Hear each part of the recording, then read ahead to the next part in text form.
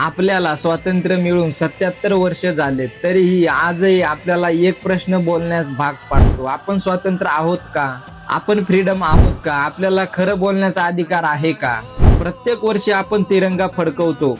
देशातील प्रत्येक भागामध्ये देशभक्तीचे नारे लावले जातात.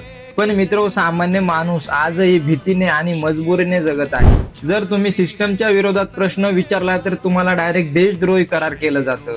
खरं बोललं तर आवाज दाबवली जाते. का हेच स्वातंत्र्य आहे आपलं? का हेच फ्रीडम आहे आपलं? आपल्याला संविधानाने अधिकार दिला बोलण्याचा, लिहिण्याचा आणि फ्रीडम राहण्याचा. पण मित्र, सिस्टमच्या विरोधात जर तुम्ही प्रश्न केला तर गुन्हा मानला जातो. महागाई वाढत आहे, बेरोजगारी रेकॉर्ड तोडत आहे आणि सामान्य माणसाचे न्याय ते तारखावर तारखा देत आहेत. तरी पण आपल्याला म्हणलं जातं सगळं ठीक आहे. मित्र, तुम्हाला पण हा प्रश्न विचार करण्यास भाग पाडत असेल तर ही व्हिडिओ शेअर करा, जास्ती लोकांना कळेल. काय वाटतं मित्र तुम्हाला? कमेंट मध्ये नक्की सांगा. भेटूया पुढच्या व्हिडिओत. धन्यवाद.